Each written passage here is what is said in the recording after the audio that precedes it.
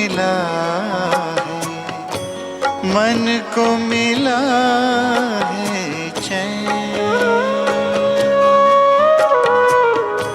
दिल को बड़ा सुकून मिला है, मन को मिला है चैन। उसने मुझको अपना कह कर प्यार दिया दिन रैन, प्यार दिया दिन रैन।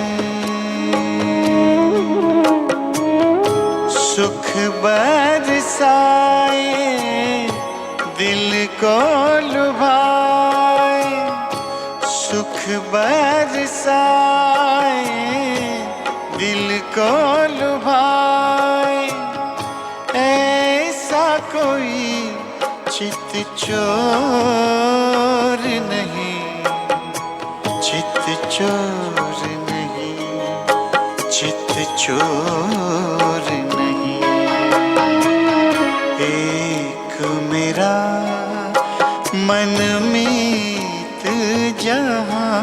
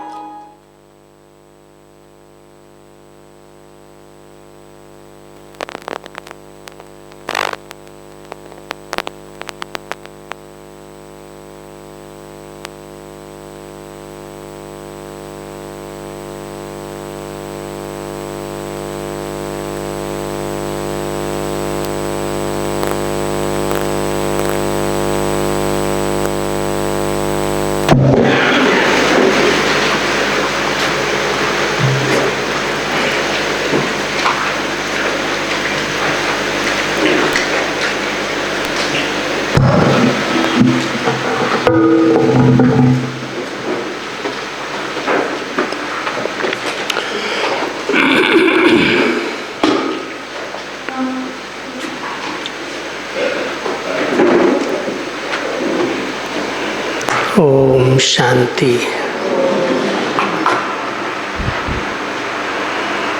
स्वयं को देखने का बहुत सुंदर अवसर इस भट्टी में आप सबको मिला है। मैं आत्मा जो हूँ, जैसी हूँ, खुद को देखो।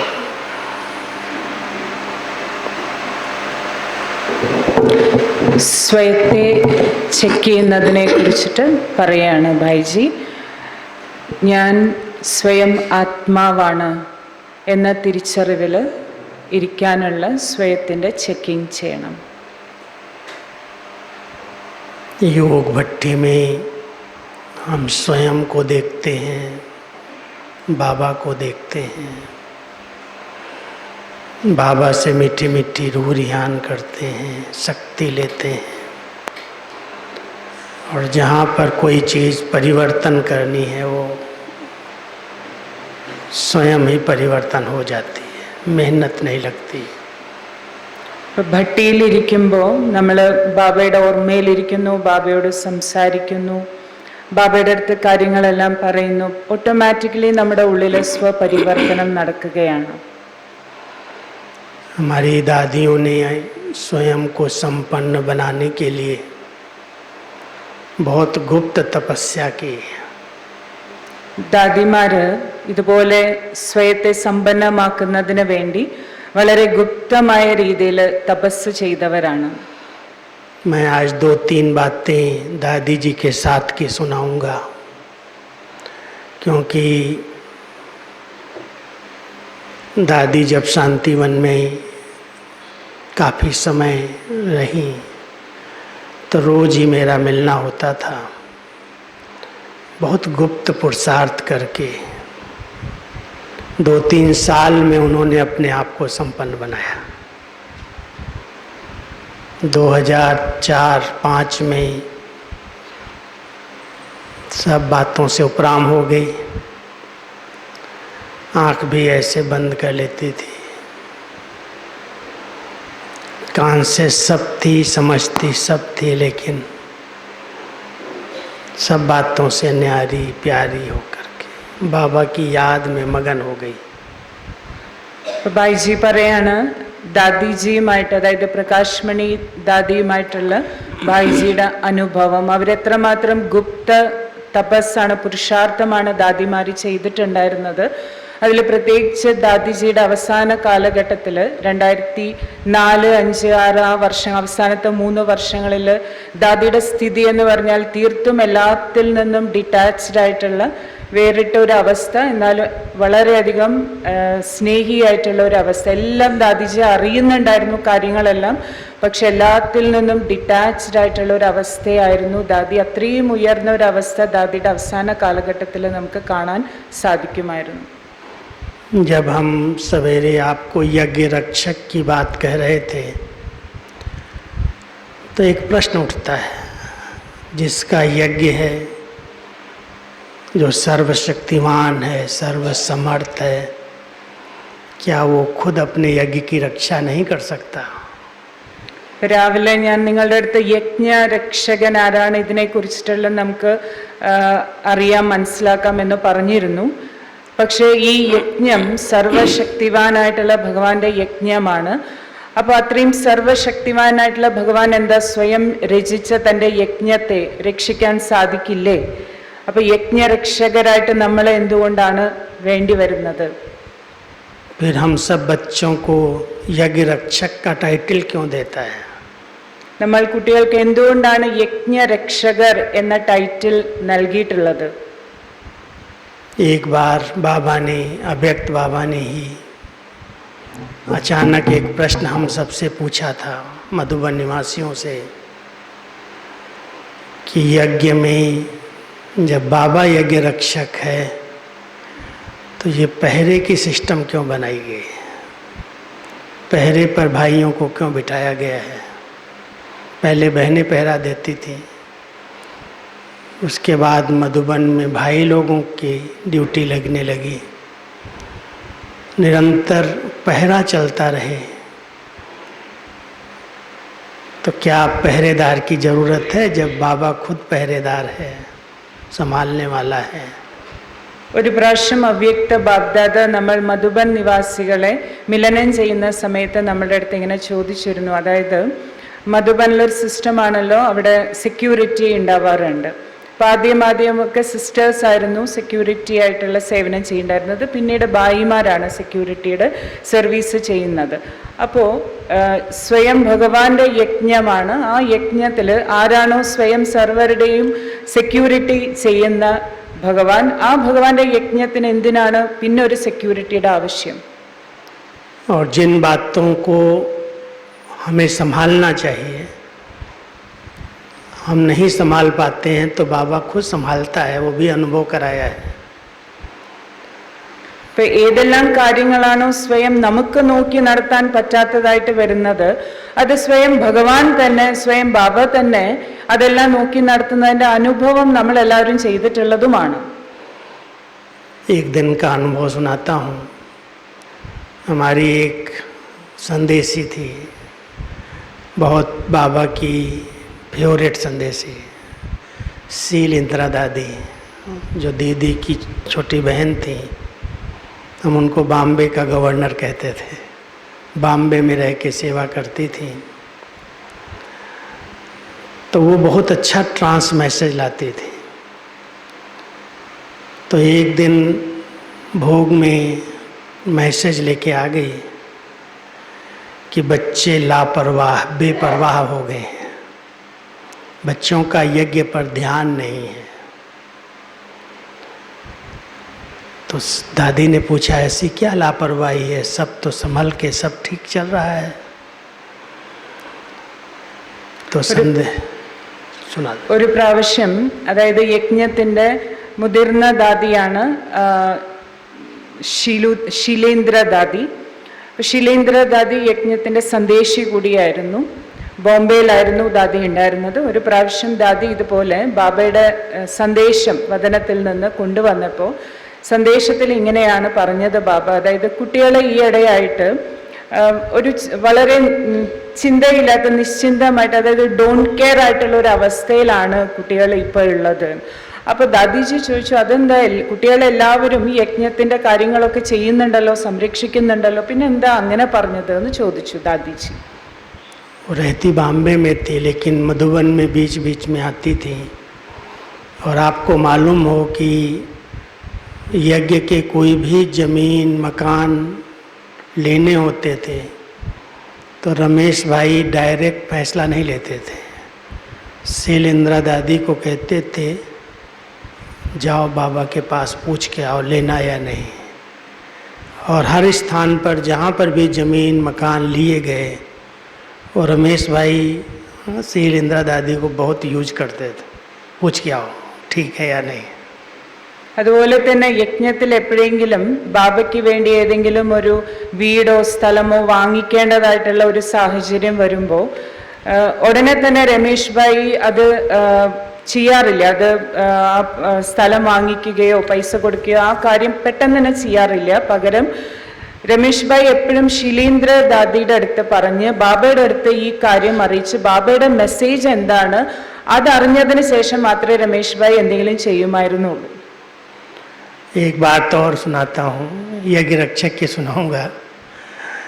जब मम्मा के बारे में डॉक्टर्स ने जवाब दे दिया कि अभी मम्मा थोड़े समय का में ज़्यादा दिन नहीं रुकेंगी, बीमारी जो थी वो फैल चुकी है, तो डॉक्टर ने रमेश भाई की बहन जो डॉक्टर थी अनिला बहन, उनको बता दिया कि ये आप यहाँ से भी ले जा सकते हो बॉम्बे से, ये 20-25 दिन से ज़्यादा नहीं चलेंगी। तो रमेश भाई को बहुत धक्का लगा कि ऐसे कैसे हो सकता है, किसको बताऊं मैं। तो शैलेंद्रा दादी को बोला आप ट्रांस में जाओ और बाबा को बोलो मेरे से मिले आकर के, मैं बाबा से डायरेक्ट बात करूंगा बॉम्बे में ही। तो जब शैलेंद्रा दादी वतन में गई तो बाबा आए और बाबा को डायरेक्ट रमेश भाई ने सब सुनाया कि डॉक्टर्स ने मम्मा के लिए ऐसे ऐसी बातें कही हैं, तो क्या मैं साकार बाबा को सुनाऊं या ना सुनाऊं, मम्मा को बताऊं या ना बताऊं। तो बाबा ने कहा बच्चे ये तो शक्तिवान है, सर्व समर्थ आत्माएं हैं, इनसे छिपाना क्या है, डॉक्टर ने जो कहा है भले बता दो। അതുപോലെ മറ്റൊരു ഇൻസിഡന്റ് ബൈജി പറയുന്നത് ഇതാണ്. അതായത് നമുക്കറിയാലോ മമ്മയ്ക്ക് രോഗം മൂർച്ഛിച്ച ഒരു അവസ്ഥ അവസാന സമയത്ത്, അവസാന കാലഘട്ടത്തിൽ മമ്മ ബോംബെയിലായിരുന്നു. അപ്പോൾ മമ്മയെ നോക്കിയിരുന്ന ഡോക്ടർമാർ, ഇപ്പോൾ മമ്മ ആ സമയത്ത് രമേശ് ഭായിയുടെ വീട്ടിലായിരുന്നു. രമേശ് ഭായിയുടെ ലൗകികത്തിലെ സിസ്റ്റർ അനില ബഹൻ ഡോക്ടറായിരുന്നു. അപ്പോൾ മമ്മയുടെ ആ ഒരു അവസ്ഥ രമേശ് ഭായിയുടെ അടുത്ത് ഡോക്ടർമാർ പറഞ്ഞു, അതായത് കൂടി വന്ന ഒരു 20-25 ദിവസം മാത്രമേ ഇനി മമ്മ ജീവിച്ചിരിക്കുകയുള്ളൂ എന്ന് പറഞ്ഞു. അപ്പോൾ ഇത് കേട്ട വഴി രമേശ് ഭായ് ശരിക്കും ഞെട്ടിപ്പോയി. അപ്പോൾ ഇതെങ്ങനെ സാകാര ബാബയുടെ അടുത്ത് അതുപോലെ ബ്രാഹ്മണ ആത്മാക്കളുടെ അടുത്ത് മമ്മയുടെ അടുത്ത് ഒക്കെ എങ്ങനെ പറയും, ഇത് പറയണോ? അപ്പോൾ രമേശ് ഭായ് എന്ത് ചെയ്തു എന്ന് വെച്ചാൽ ശിലീന്ദ്ര ദാദിയുടെ അടുത്ത് പറഞ്ഞു, ബാബയുടെ അടുത്ത് വദനത്തിൽ പോകൂ. അപ്പോൾ മെസ്സേജ് കൊണ്ടുവരാനല്ല പറഞ്ഞത്, ഡയറക്റ്റ് ബാബയുടെ അടുത്ത് താഴേക്ക് വന്ന് എനിക്ക് ഡയറക്റ്റ് ബാബയുടെ അടുത്ത് ഈ കാര്യത്തെക്കുറിച്ച് ചോദിക്കണം എന്ന് രമേശ് ഭായ് പറഞ്ഞു. അപ്പോൾ അങ്ങനെ ശിലീന്ദ്ര ദാദി പോയി ബാബയുടെ അടുത്ത് പറഞ്ഞു. ബാബ ശിലീന്ദ്ര ദാദിയുടെ ശരീരത്തിൽ വന്നു.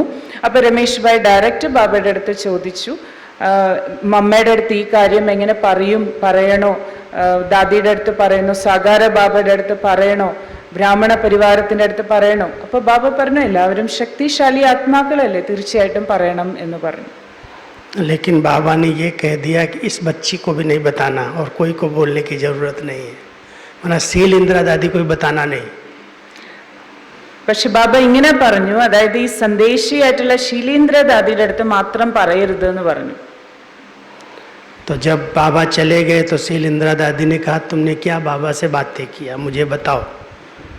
അപ്പൊ ബാബ പോയി കഴിഞ്ഞപ്പോ ശിലീന്ദ്രദാദി രമേശ് ഭായിയുടെ അടുത്ത് ചോദിച്ചു, ബാബ എന്താ പറഞ്ഞത്, എന്നോട് പറയൂ എന്ന്. तो उसने एक शब्द भी नहीं बोला, कहा नहीं मुझे काम था, मैंने अपनी बात किया, वो आपको नहीं सुनाऊंगा मैं. ഇപ്പൊ രമേശ് ഭായി അത് പറഞ്ഞില്ല. എനിക്ക് ചോദിക്കേണ്ട കാര്യം ഞാൻ ചോദിച്ചു കഴിഞ്ഞു, ഈ കാര്യം പറഞ്ഞില്ല ശിലീന്ദ്രദാദിയോട്. तो शीलेंद्रा दादी को नहीं बताया, दूसरों को नहीं बताया, लेकिन उनके द्वारा बाबा से जो बात किया उसके आधार से साकार बाबा को और मम्मा को डायरेक्ट सुनाया कि ऐसे ऐसे है, लेकिन मैं संकल्प करता हूँ जिस दिन शरीर छूटेगा उसके संस्कार में मैं जरूर हाजिर हूँ. ये रमेश भाई का बहुत पर्सनल अनुभव था. അപ്പോ രമേശ് ഭായി വേറെ ആരുടെ അടുത്തും പറഞ്ഞില്ല, ഡയറക്റ്റ് സാകാര ബാബയുടെ അടുത്തും മമ്മയുടെ അടുത്തും അത് പറഞ്ഞിരുന്നു. तो ऐसी संदेशी थी शीलेंद्रा दादी. तो जब बाबा को भोग लगाया मधुबन में, तो सब कहा कि मधुबन वाले परवाह नहीं करें, यज्ञ की संभाल ठीक नहीं कर रहे हैं. तो दादी ने बोला क्या नहीं कर रहे हैं, तुम बताओ तो क्या बाबा ने बताया है. तो कहती चलो मेरे साथ. तो दादी जी को ले करके आई और जहाँ पर डीजल रखा था, डीजल की टैंक रखी थी, उसके नीचे डीजल लीक हो रहा था. जितना ऊपर से भरा जाता था वो अंदर ही अंदर सब खत्म हो रहा था.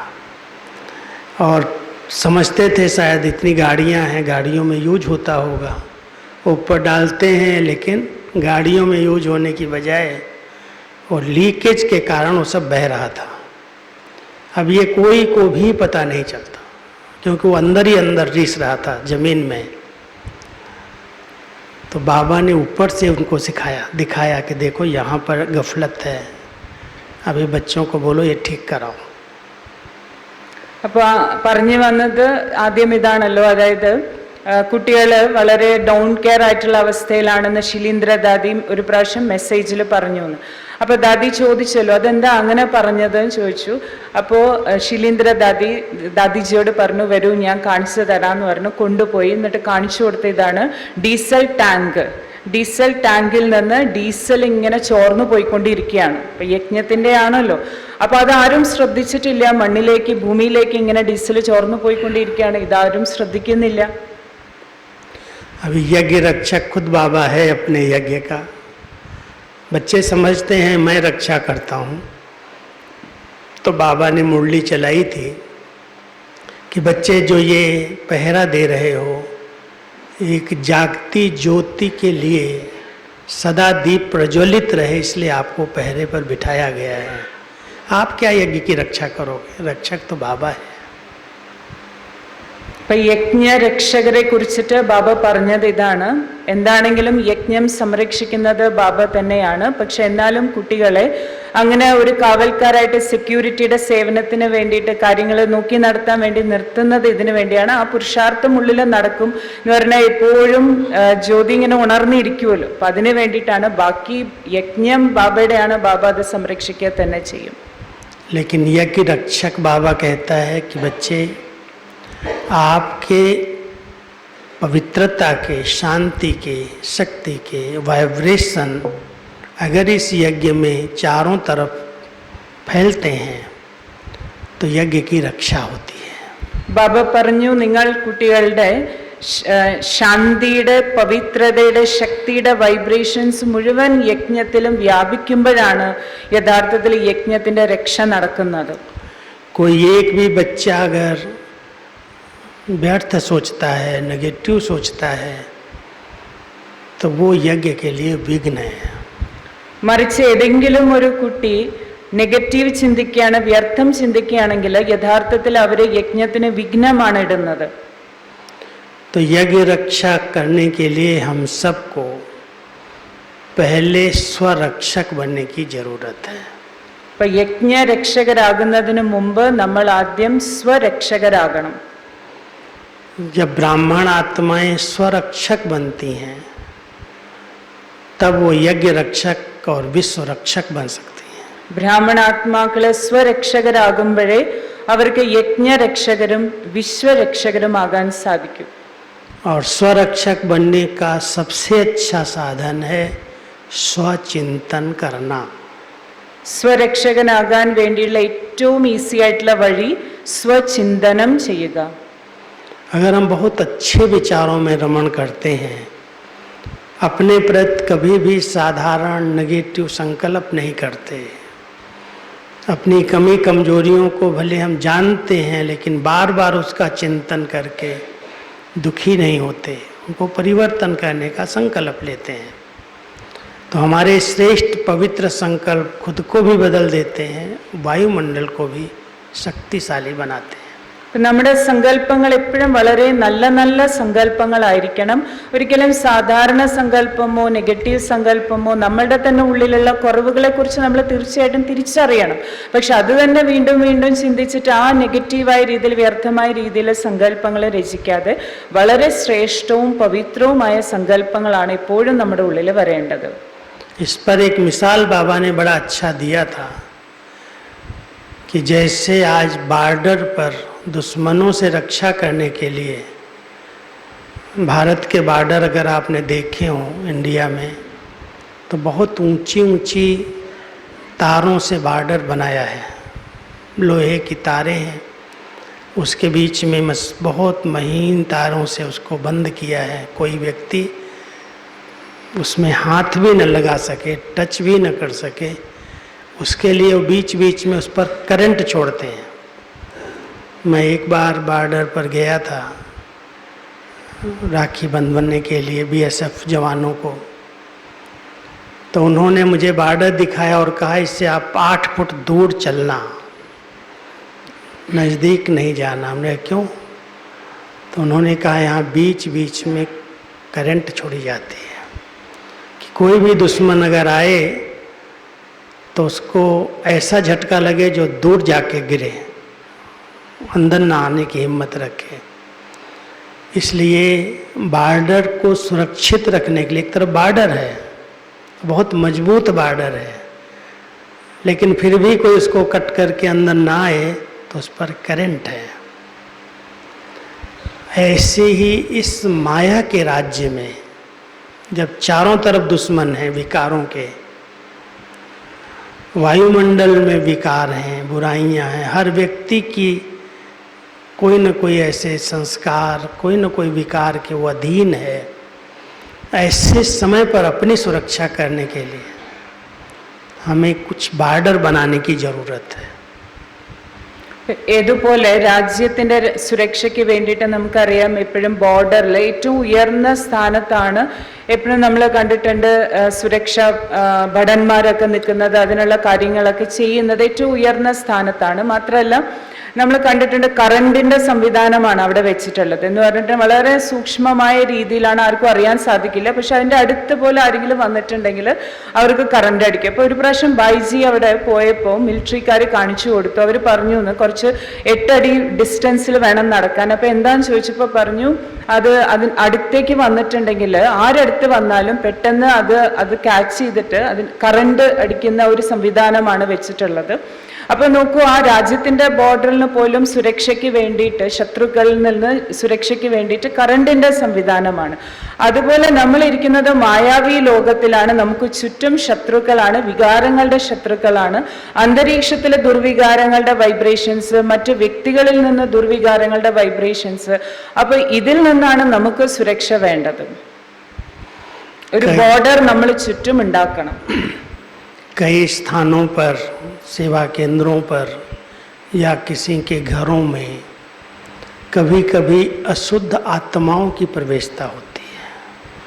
कभी कभी कोई ऐसे विकारी दृष्टि वृत्ति पतित आत्माओं के वार हो जाते हैं. क्या हम अपने सेवा केंद्रों की, अपने निजी स्थानों की, जहाँ हम निवास करते हैं, उसके चारों ओर ऐसी बॉर्डर बनाई है जो कोई वाइब्रेशन भी उसके अंदर नेगेटिव न घुस सके, उसके लिए सुरक्षा की ज़रूरत है. പലപ്പോഴും നമുക്കറിയാം, നമ്മൾ കേട്ടിട്ടുണ്ട് അതായത് അശുദ്ധ ആത്മാക്കളുടെ പ്രഭാവം, നെഗറ്റീവായിട്ടുള്ള ദുർവിചാരങ്ങളുള്ള ആത്മാക്കളുടെ ആ ഒരു എഫക്റ്റ് അന്തരീക്ഷത്തിൽ. അപ്പോൾ അതിപ്പോൾ നമ്മൾ ഇരിക്കുന്ന സേവാ കേന്ദ്രത്തിലാണെങ്കിലും ശരി, നമ്മൾ താമസിക്കുന്ന വീട്ടിലാണെങ്കിലും ശരി, എവിടെയാണെങ്കിലും ഇങ്ങനെയുള്ള അശുദ്ധമായ വൈബ്രേഷൻസിൽ നിന്ന് സുരക്ഷയ്ക്ക് വേണ്ടിയിട്ട് നമുക്ക് വീടിൻ്റെ ചുറ്റും അഥവാ സെൻറ്ററിൻ്റെ ചുറ്റും ഇങ്ങനെയുള്ള ഒരു ബോർഡർ, സുരക്ഷാ വലയം ഉണ്ടാക്കിയിട്ടുണ്ടോ? हम स्थान जहाँ पर रहते हैं हम पवित्र हैं, ब्रह्मचर्य का पालन करते हैं, शुद्ध अन्न खाते हैं, बाबा के महावाक्य सुनते हैं, बाबा को भोग लगता है। सब जगह हर स्थान की सुरक्षा के लिए सब साधन बने हुए हैं, लेकिन फिर भी कहीं न कहीं ये विघ्न आ रहे हैं। कहीं कोई अशुद्ध आत्माएं प्रवेश कर जाती हैं, कहीं ऐसे अशुद्ध कोई ऐसे चोर डाकू वो लूट के कुछ लेकर के चले जाते हैं। कारण क्या? ഇപ്പം ബ്രാഹ്മണാത്മാക്കൾ വസിക്കുന്ന സ്ഥാനത്ത് ഇപ്പം സെൻറ്റർ ആണെങ്കിലും ശരി, നമ്മളെല്ലാവരും ബ്രഹ്മചര്യം പാലിക്കുന്നവർ, ശുദ്ധാഹാരം കഴിക്കുന്നവർ, ബാബയ്ക്ക് ഭോഗ് വയ്ക്കുന്നവർ, യോഗം ചെയ്യുന്നവരെല്ലാവരുമാണ്. നമ്മൾ ആ രീതിയിൽ അന്തരീക്ഷത്തെ ശുദ്ധമാക്കി വെക്കുന്നവരാണ്. പക്ഷെ എന്നിരുന്നാൽ പോലും അവിടേക്കും നമുക്കറിയാം അശുദ്ധ ആത്മാക്കൾ പ്രവേശിക്കുന്ന പല സാഹചര്യങ്ങളും ഉണ്ടാകാറുണ്ട്. ചിലപ്പോൾ കള്ളന്മാരാകും, കൊള്ളക്കാരാകും. ആ രീതിയിൽ അശുദ്ധ ആത്മാക്കളുടെ പ്രഭാവം ഉണ്ടാകുന്നതായിട്ട് നമുക്കറിയാം. അപ്പോൾ അത് എന്തുകൊണ്ടാണ്? അതിനെന്താ ചെയ്യേണ്ടത്? कहीं न कहीं आजकल की लास्ट विद्या जो है, जिसको हम कहें भूत विद्या, तंत्र मंत्र, कुछ खिला दिया, पानी छिड़क दिया, कुछ ये कर दिया, वो कर दिया, अपने अधीन कर लिया, क्या उससे हम अपनी सुरक्षा कर सकते हैं? ഈ ലോകത്തിൽ ചെയ്യുന്നത് പോലെ മന്ത്രവാദ വിദ്യ കൊണ്ടൊക്കെ പല വിദ്യകളുണ്ടല്ലോ, വെള്ളം തളിക്കുക, അങ്ങനെ കുറെ ആ കാര്യങ്ങൾ ഉപയോഗിച്ചിട്ടാണോ നമുക്ക് ചുറ്റും സുരക്ഷാ വലയം ഉണ്ടാക്കേണ്ടത്? अब उसके लिए हमें खुद अपना रक्षा कवच बनाना है. അപ്പം നമുക്ക് യഥാർത്ഥത്തിൽ സ്വയം നമുക്ക് വേണ്ടി തന്നെ ഒരു സുരക്ഷാ വലയം ഉണ്ടാക്കേണ്ടതാണ്. और वो रक्षा कवच है अपने पवित्र शुद्ध विचारों का. ആ രക്ഷാവലയം ഇതാണ്, നമ്മളുടെ തന്നെ ശുദ്ധമായ പവിത്രമായ ചിന്തകളുടെ, വിചാരങ്ങളുടെ, സങ്കല്പങ്ങളുടെ രക്ഷാവലയം അഥവാ ബോർഡർ. कभी भी भय के, कमजोरी के, नेगेटिव व्यर्थ संकल्प बार बार जो आते हैं, ऐसा ना हो जाए, ऐसा ना हो जाए, ये ना हो जाए, बाबा कहता है तुम अपने कमज़ोर संकल्पों से विघ्नों का आह्वान करते हो. आप इतनी शक्तिशाली आत्माएं हो, इतनी महान आत्माएं हो, पवित्र आत्माएं हो, कोई भी आपका नुकसान नहीं कर सकता. लेकिन जहाँ पर आपने अपने कमज़ोर संकल्पों का चिंतन किया कि मैं ऐसा हूँ, मेरे कड़े संस्कार हैं, मैं बहुत परेशान रहता हूँ, मेरा चिंतन ठीक नहीं है, नेगेटिव संकल्प उठे और आभा मंडल के अंदर उस कहीं न कहीं पर दरार आई, करेंट कट गई और वहाँ से शत्रु प्रवेश करता है. ഇപ്പൊ ബാബ നമുക്ക് പറഞ്ഞ് മനസ്സിലാക്കി തന്നിട്ടുണ്ട്, യഥാർത്ഥത്തിൽ നിങ്ങൾ ബ്രാഹ്മണാത്മാക്കൾ വളരെ പവിത്ര ആത്മാക്കളാണ്, ശക്തിശാലി ആത്മാക്കളാണ്. അപ്പൊ വാസ്തവത്തിൽ നമുക്ക് ഇതിൻ്റെ ഒന്നും എഫക്റ്റ് ഉണ്ടാകാൻ പാടില്ല. പക്ഷെ സംഭവിക്കുന്നത് നമ്മൾ തന്നെ നമ്മളുടെ ഉള്ളിലുള്ള ബലഹീനമായിട്ടുള്ള സംസ്കാരങ്ങളുടെ ആധാരത്തിൽ നമ്മൾ അങ്ങനെയുള്ള ചിന്തകൾ രചിക്കുമ്പോൾ, ഭയത്തിൻ്റെ ചിന്തകൾ, നെഗറ്റീവ് ചിന്തകൾ, വേസ്റ്റ് തോട്ട്സ്, ബലഹീനമായിട്ടുള്ള ചിന്തകളൊക്കെ രചിക്കുമ്പോൾ അത് ആ കാരണം കൊണ്ട് ഈ സുരക്ഷാ വലയത്തിൽ ബ്രേക്ക് സംഭവിക്കുകയാണ്. അപ്പോഴാണ് ഈ അശുദ്ധമായ വൈബ്രേഷൻസ് നമ്മളെ എഫക്റ്റ് ചെയ്യുന്നത്. इसलिए बाबा कई बार कहते हैं, बच्चे जिस स्थान पर आप रहते हो उस स्थान पर कोई भी व्यक्त और व्यर्थ बातों की चर्चा नहीं होनी चाहिए. അതുകൊണ്ടാണ് ബാബ എപ്പോഴും നമ്മളോട് പറയാറുണ്ട്, നമ്മൾ ഏത് സ്ഥലത്താണോ ഇരിക്കുന്നത്, താമസിക്കുന്നത്, അവിടെ യാതൊരു കാരണവശാലും വ്യർത്ഥ കാര്യങ്ങളുടെ സംസാരമോ വ്യക്തമായിട്ടുള്ള ലൗകിക കാര്യങ്ങളുടെ സംസാരമോ ഉണ്ടാകാൻ പാടില്ല. बाबा ने बहुत रमणीकता से कहा था एक दिन कि मैं अपने सेंटर्स पर तो चक्कर लगाता हूँ, मेरे बच्चे क्या करते हैं, कैसे रहते हैं, किन विचारों में रहते हैं, लेकिन कभी कभी मैं प्रवृत्ति वाले बच्चों के पास भी जाता हूँ. कैसे सोते हैं, कैसे रात में बातें करते हैं, क्या क्या करते हैं, वो भी बाबा देखता है। ഒരു പ്രാവശ്യം ബാബ പറഞ്ഞിരുന്നു, ഞാൻ എൻ്റെ സെന്ററിൽ താമസിക്കുന്ന കുട്ടികളുടെ അടുത്തേക്ക് പോകാറുണ്ട്, എന്തൊക്കെയാണ് കുട്ടികൾ ചെയ്യുന്നത്, ചിന്തിക്കുന്നത്. അതേപോലെ തന്നെ ഞാൻ എൻ്റെ ഗൃഹസ്ഥി കുട്ടികളുടെ വീട്ടിലേക്കും പോകാറുണ്ട്. അവരെങ്ങനെയാണ് കിടക്കുന്നത്, രാത്രി എങ്ങനെയാണ് ഉറങ്ങുന്നത്, എന്തൊക്കെ കാര്യങ്ങളാണ് സംസാരിക്കുന്നത്, എന്തൊക്കെയാണ് ചിന്തിക്കുന്നത്, ഇതൊക്കെ നോക്കാൻ വേണ്ടിയിട്ട്. तो क्या अपने घर को ऐसा सुंदर मंदिर बनाया है? कहते हैं मंदिर जहाँ होता है वहाँ पर भूत प्रवेश नहीं करते। അപ്പോൾ എന്താ, നിങ്ങൾ നിങ്ങളുടെ വീട് എവിടെയാണോ നിങ്ങൾ താമസിക്കുന്നത് അത് നിങ്ങൾ ക്ഷേത്രം പോലെ ആക്കിയിട്ടുണ്ടോ? കാരണം ക്ഷേത്രത്തിന്റെ പരിസരത്തേക്ക് പോലും ഭൂതങ്ങൾക്ക് പ്രവേശിക്കാൻ സാധിക്കില്ല എന്നാണ്. भूतों का निवास होता है जहाँ पर सुनसान खंडहर होता है, वहाँ पर वो रहते हैं, मंदिर में नहीं आते। भूत कहाँ होते हैं बच्चे? खंडहर होता है ना, जहाँ पर कोई रहता नहीं है, एकांत है। അതായത് നമ്മൾ പ്രേതാലയം എന്ന് പറയില്ലേ, ആരും താമസിക്കാതെ കിടക്കുന്ന അങ്ങനെയുള്ള വീടുകൾ, അവിടെയാണ് ഈ ഭൂതപ്രേത പിശാചുകളൊക്കെ ഉണ്ടാകുന്നത്. അല്ലാതെ നമ്മൾ താമസിക്കുന്ന സ്ഥലത്തല്ല ഉണ്ടാകുന്നത്. मंदिर में क्यों नहीं आते? ക്ഷേത്രത്തിൽ.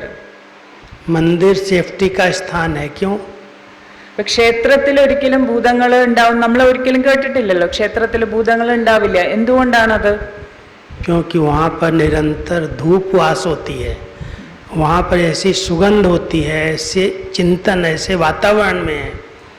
आप देखेंगे मंदिर के आगे घंटा होता है, मंदिर में जाते ही घंटे को बजाते हैं और घंटे की जो तरंगे हैं वो अशुद्धि को कट करती हैं। ये विज्ञान है इसके पीछे, इसलिए लगाए गए हैं। तो जब उस मंदिर में हम प्रवेश करते हैं तो हमारे जो अशुद्ध विचार हैं वो अंदर नहीं प्रवेश कर सकते, अशुद्ध आत्माएं उसके अंदर नहीं जा सकती, क्योंकि पुजारी भी उसी भावना से पूजा कर रहे हैं। अगर कोई मंदिर में, अभी तो खैर तमो प्रधानता है, लेकिन जो बहुत पवित्र देवताओं के मंदिर, श्री कृष्ण के मंदिर में जाओ, ऐसे देवी देवताओं के जो लक्ष्मी नारायण के मंदिर हैं, वहाँ पर बहुत शुद्धि, बहुत पवित्रता होती है। നമുക്കറിയാം അങ്ങനെയുള്ള നല്ല ശ്രേഷ്ഠമായിട്ടുള്ള നല്ല ശ്രീകൃഷ്ണൻ്റെയൊക്കെ ക്ഷേത്രങ്ങളിൽ നല്ല പവിത്രമായ ശുദ്ധമായ അന്തരീക്ഷമുള്ള ക്ഷേത്രങ്ങൾ നമുക്കറിയാം. അവിടേക്ക് കാലെടുത്ത് വെക്കുമ്പോൾ തന്നെ ആർക്കും അശുദ്ധ വിചാരങ്ങളോട് കൂടിയിട്ട് കയറാൻ സാധിക്കില്ല. അവിടേക്ക് അശുദ്ധ ആത്മാക്കൾക്ക് വരാനേ സാധിക്കില്ല. കാരണം പ്രത്യേകിച്ച് നമുക്കറിയാം അമ്പലം തുറക്കുമ്പോൾ തന്നെ മണി അടിച്ചിട്ടാണ്. അപ്പം മണി മുഴക്കം അവിടെ ഉണ്ട്. മണി അടിക്കുക എന്ന് പറഞ്ഞിട്ടുണ്ടെങ്കിൽ തന്നെ അത് സയൻസാണ്. അതിൻ്റെ ആ വൈബ്രേഷൻസ്, ആ തരംഗങ്ങൾ നെഗറ്റീവ് എനർജീനെ അവിടുന്ന് കളയും. അതുപോലെ തന്നെ അവിടുത്തെ സുഗന്ധ വാസനകൾ, ഇതൊന്നും അവിടെ അശുദ്ധ അന്തരീക്ഷത്തെ ഇല്ലാതാക്കുന്ന വിദ്യയാണ്. അപ്പം അതുകൊണ്ട് ക്ഷേത്രത്തിൽ ഒരിക്കലും ഭൂതപ്രേതങ്ങളൊന്നും ഉണ്ടാകില്ല. तो बाबा कहते हैं मेरे बच्चे जहाँ पर चैतन्य मूर्तियाँ निवास करती हैं उनके इतने अच्छे वाइब्रेशन होने चाहिए जिस शक्ति को कोई भी अशुद्ध आत्माएं उनके सामने ठहर न सकें, आ ही न सकें, प्रवेश ही न कर सकें। അതുപോലെ ബാബ പറയാറുണ്ട്, എൻ്റെ കുട്ടികൾ ചൈതന്യമൂർത്തികളാണ്. അപ്പോൾ ചൈതന്യമൂർത്തികളായിട്ടുള്ള നിങ്ങൾ വസിക്കുന്ന സ്ഥലം എന്ന് പറഞ്ഞിട്ടുണ്ടെങ്കിൽ അവിടെ അത്രയും ശുദ്ധമായിട്ടുള്ള വൈബ്രേഷൻസ് ആയിരിക്കണം അന്തരീക്ഷത്തിൻ്റെ ഉള്ളിൽ. അവിടേക്ക് അശുദ്ധ ആത്മാക്കൾക്ക് പ്രവേശിക്കാൻ പോലും സാധിക്കാത്ത രീതിയിൽ അത്രയും ശുദ്ധമായ അന്തരീക്ഷമായിരിക്കണം. मैं छोटा सा अनुभव सुना देता हूँ, क्योंकि जब मैं मधुबन में रहा तो मैंने कल कहा था कि मेरे दादाजी बहुत एंटी हो गए और उन्होंने बहुत तंत्र सिद्धि थी उनके पास, बहुत प्रयोग किए। माँ को तो उन्होंने कुछ खिला करके और वश कर लिया और उसने तो शरीर छोड़ दिया। मेरी राजू राजू राजू को बुला दो, राजू को बुला दो, वो तो चली गई। लेकिन मेरे को वहाँ से मधुबन से खींचने के लिए उन्होंने बहुत शक्तियाँ भेजी। कभी कभी मैं पहुंचता जाता था उनके पास, हमने कहा क्या हुआ? तो कहते थे मेरी शक्तियां वहाँ जाती हैं, लेकिन वहाँ कोई एक बहुत बड़ी तेज लाइट है और लाइट की इतनी तेज है जो सहन नहीं कर सकती हैं, वापस आ जाती है। वो क्या तेज है? मैंने कहा क्या देखते हो, क्या तेज है वहाँ? कहते वो मैं बता नहीं सकता, लेकिन है कोई शक्ति जो आपको सुरक्षित रखती है, मैं आप तक पहुंच ही नहीं पाता हूँ। क्या है बाबा के घर में? वो पवित्र संकल्पों का आभा मंडल है। शिव बाबा का जहाँ अवतरण हो रहा है, जहाँ पर इतनी आत्माएं योग कर रही हैं, उस पवित्र ओरा के अंदर कोई भी अशुद्ध आत्माएं, कोई भी नुकसान पहुंचाने वाली आत्माएं प्रवेश नहीं कर सकती। ये यज्ञ सुरक्षा है, अपनी सुरक्षा है। ഇപ്പോൾ ബായിജി സ്വന്തം അനുഭവം പറയാണ്. ബായിജിയുടെ ദാദ മുത്തശ്ശൻ, അതായത് ബായിജിനെ ലൗകികത്തിലേക്ക് അവിടേക്ക് ആകർഷിക്കാൻ വേണ്ടിയിട്ട് ഈ മന്ത്രവിദ്യകളൊക്കെ തന്ത്രമന്ത്രങ്ങളൊക്കെ അറിയുന്ന വ്യക്തിയായിരുന്നു. അപ്പോൾ കുറേ പ്രയത്നിച്ചു ഇങ്ങോട്ട് എത്തിക്കാൻ വേണ്ടിയിട്ട്. ആ രീതിയിലുള്ള കാര്യങ്ങളൊക്കെ നമുക്കറിയാലോ.